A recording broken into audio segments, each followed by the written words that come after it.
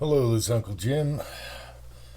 I got the O-rings in for the Shorty 1100, and they were 6 of them for under $6 shipped from an O-ring company, and these are supposed to be the Viton graphite impregnated O-rings, the same ones used for the 1100s.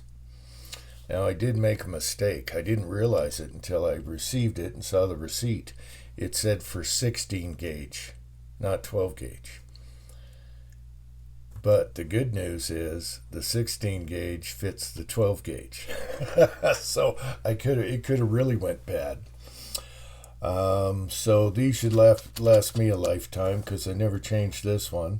And we had a little gas leakage with after I cleaned it, the cheap shotgun bird shot worked. Everything worked except for the low recoil Ranger double-aught buck, so which I thought was weird. So we're gonna fire several rounds of that ammo after I replace this O-ring and make sure it fits. Now, I haven't checked yet, but I did tape off the threads so we don't mess up the new O-ring, and it's always a good idea to tape off your threads.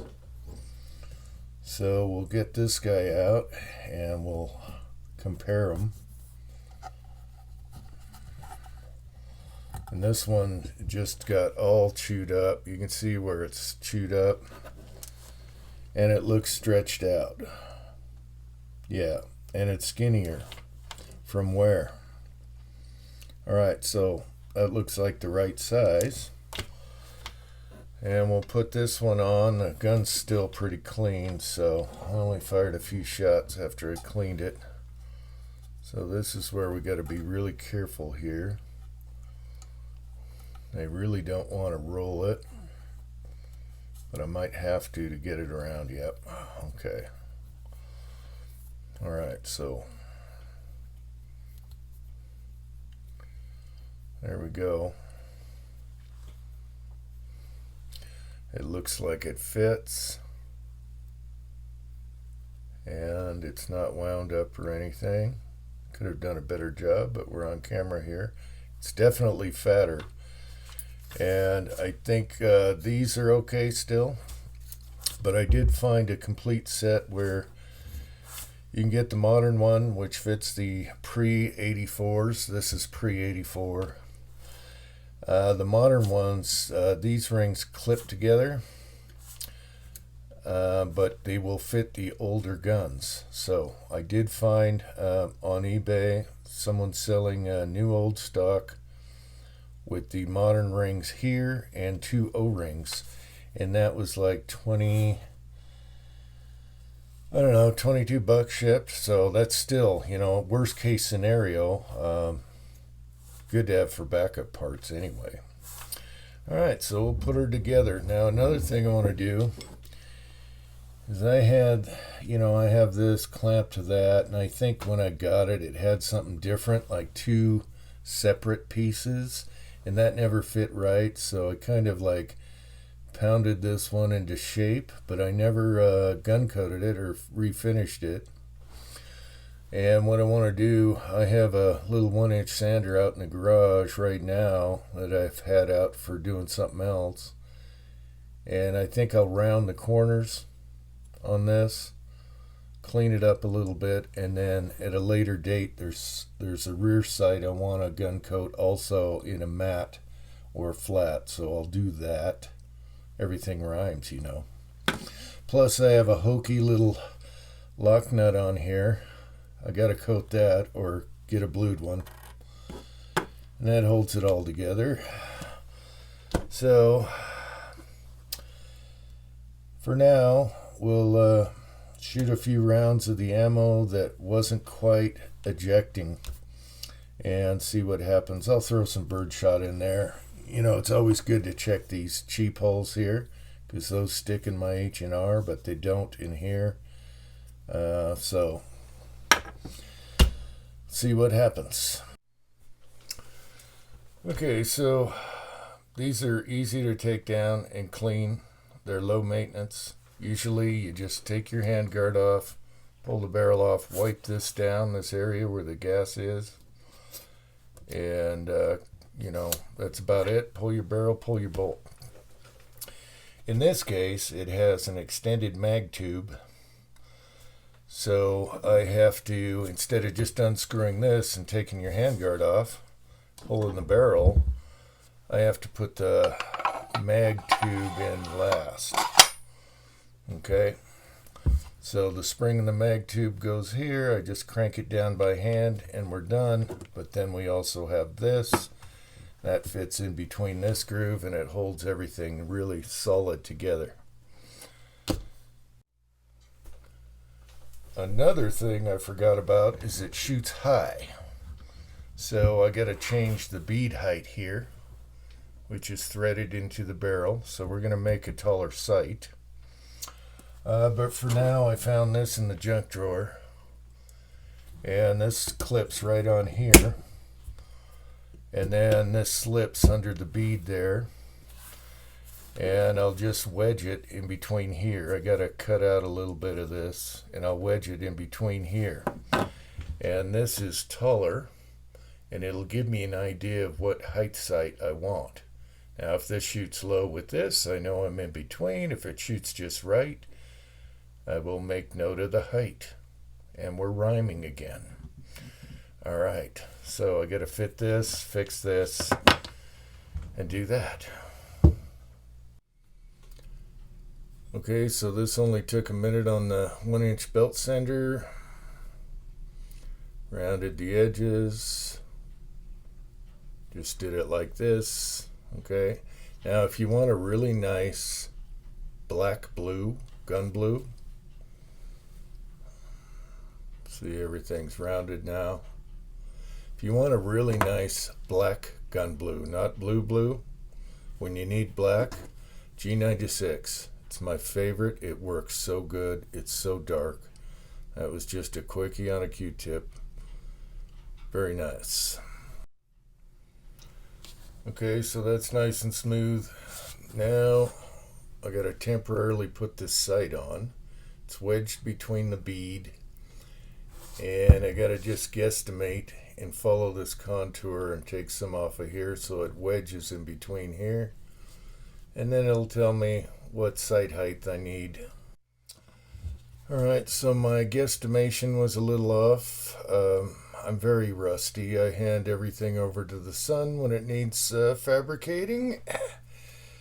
And I don't know what these sights are made for. Definitely not hunting. That would break in a heartbeat. But at least it'll tell me if I like the sight height and to go in between or whatever. So we'll see if it flings off of there. All right. I do like the fiber optic though. All right, so in the previous video with the bad O-ring, the only round it was gagging on was the Ranger low recoil double-aught buck, which must be pretty lame. So we'll see if that works this time, and we'll know we solved the problem. The cheap bird shot and everything was fine, but these wouldn't completely eject. You'd have to pick it out of the side of the receiver. Then we'll use a hobo slug here, traditionally crimped, and another 7/8 Lee slug hobo with the cut and recrimp method by rolling over the crimp, which is pretty awesome. You can't even tell that's not factory. So I came up with that, where you trim this off, pour your shot, add a slug or buck, and then put this back in and then roll crimp it lightly, and it looks factory. You can't even tell. I love that. And I'm not sure if this has the tail wad. Forgot to mark that down. And then my number 4 buck mold, we'll shoot one of these. So all of these are light. All of these are light for payload, so that'll tell me if the O-ring's working or not. Okay, now for the O-ring test. There is a hole in the target from the 20 gauge ball sack. See the previous video? It's getting dark. I'm trying to squeeze them all in. I just thought of the ball sack, so that's why it's getting dark. All right. So in here we have 4-buck, the Ranger low recoil, which gagged with the bad O-ring, 2 of those. 1 good hobo slug, and then the 1 raunchy looking hobo slug with the crimp. All right, I hope I don't blow up my target because this sight is taller now, and before it was hitting the top edge. All right,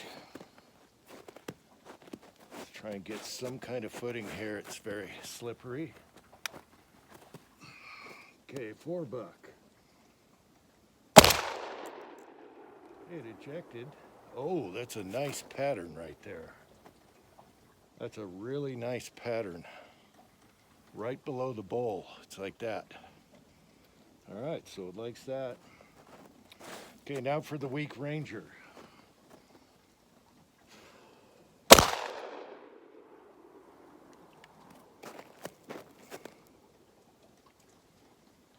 Are you kidding me?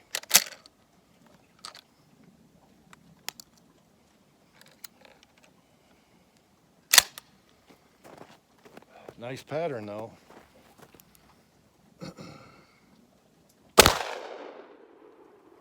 Okay, that went higher. Same issue. I think it's just this crap. Okay, oh, ugly hobo slug next.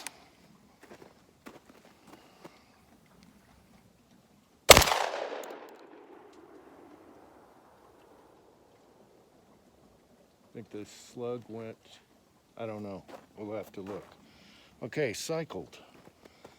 Good looking hobo slug.